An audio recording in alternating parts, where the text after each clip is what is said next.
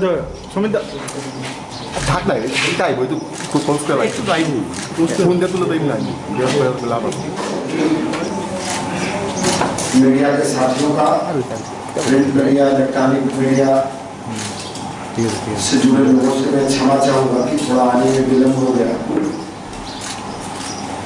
और आज 6 दिसंबर है,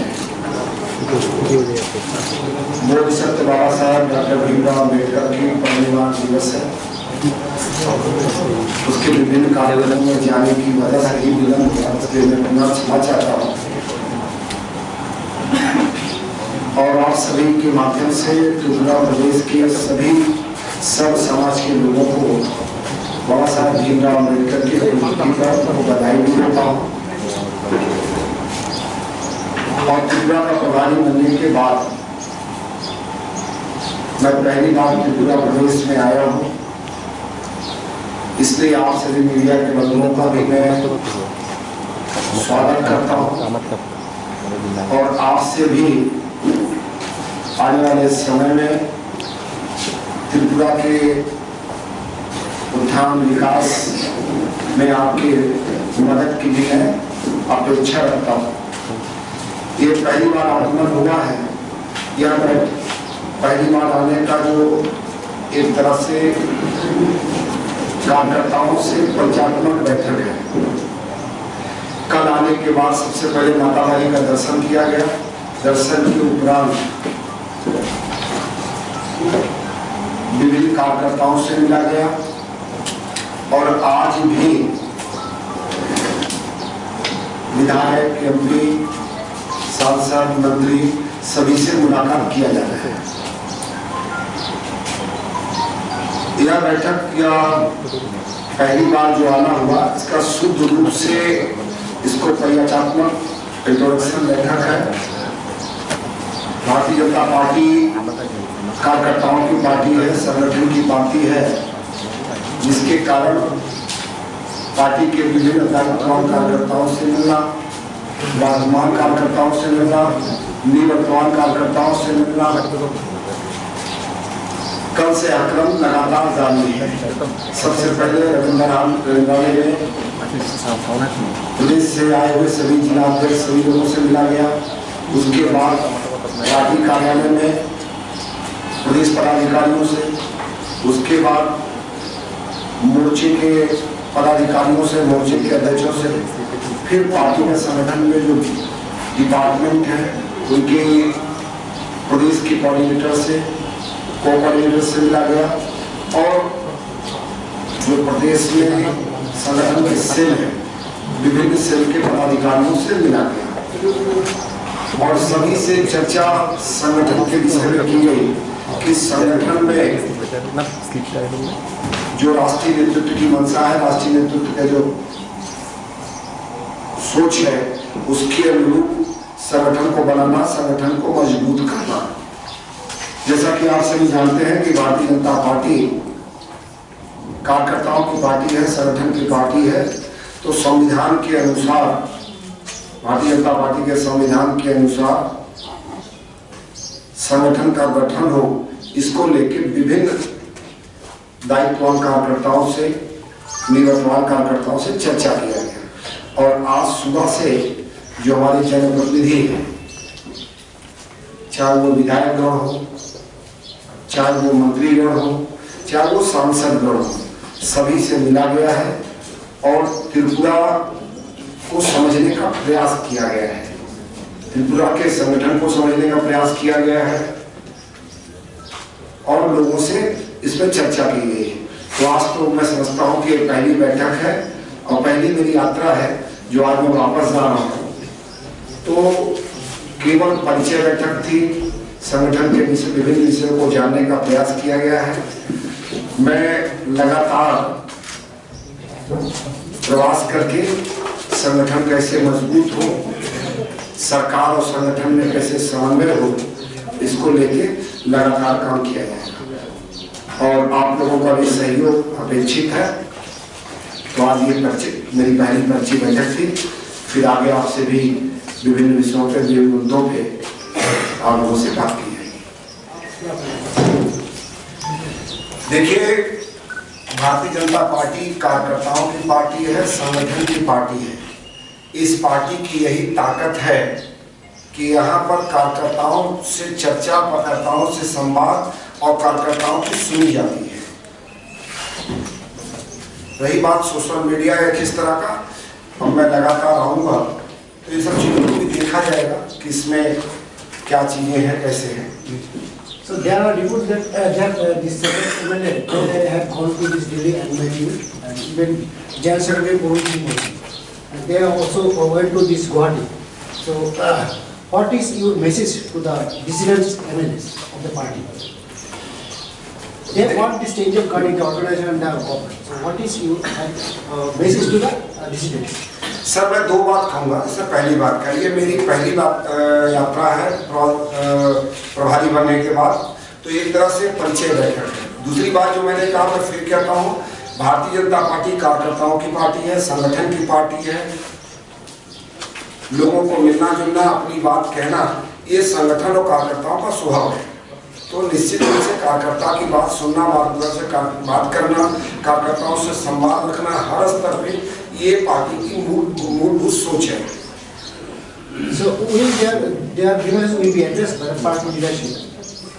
Since you are saying that you are here to conduct their grievances, so what assurance you are given him?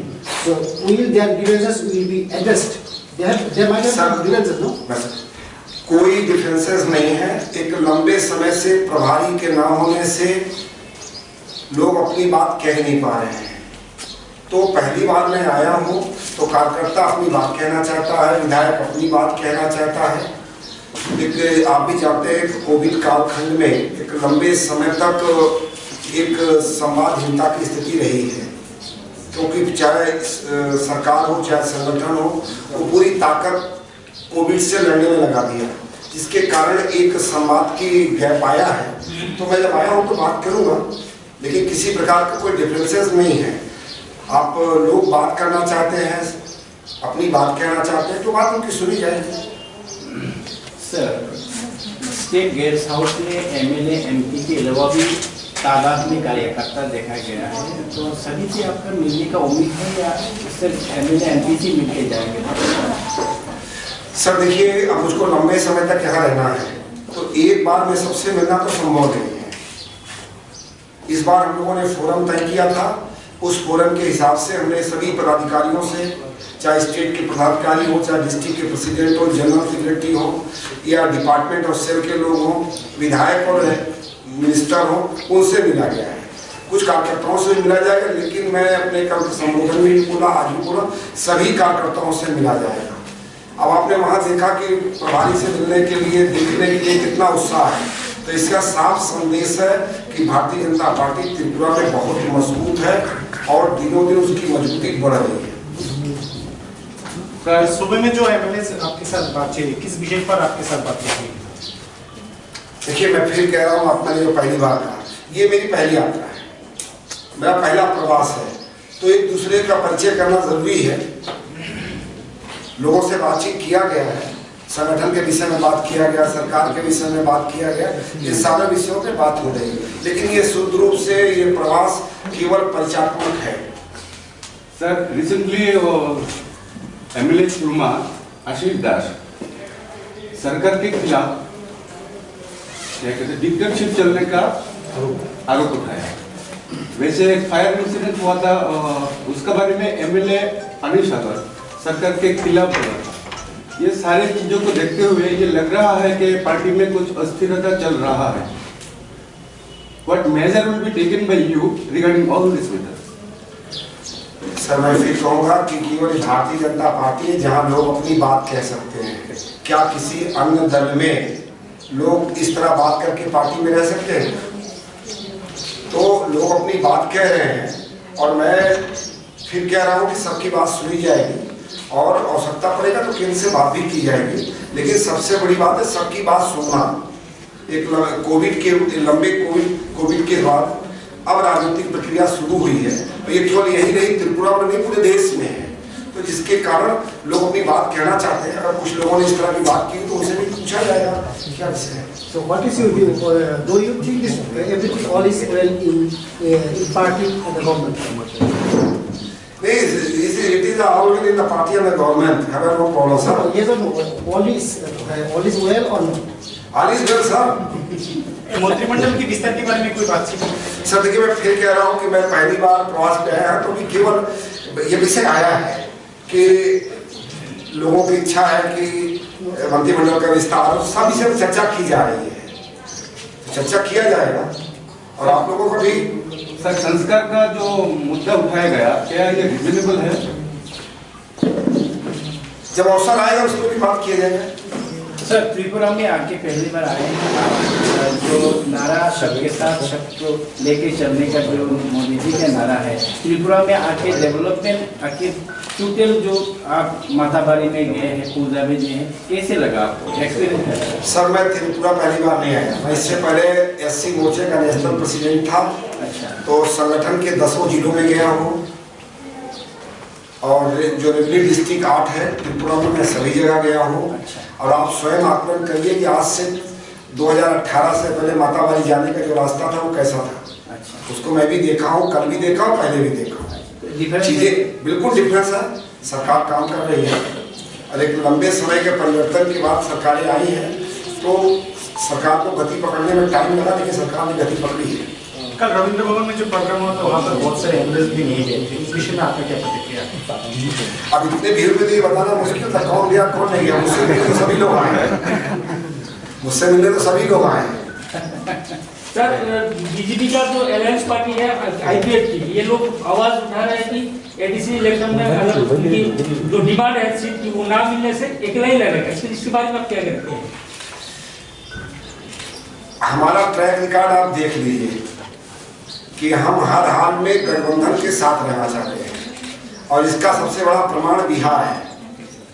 तो हम गठबंधन धर्म को गठबंधन बनाना भी जानते हैं और गठबंधन धर्म को निभाना भी जानते हैं। But they want 22 seats out of 28. Is it feasible for the party?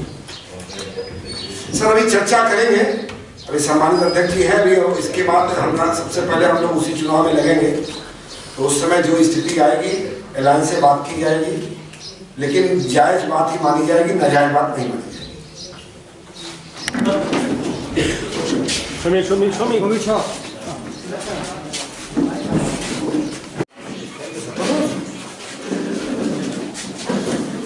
Sir मेरा नंबर लिख लीजिए।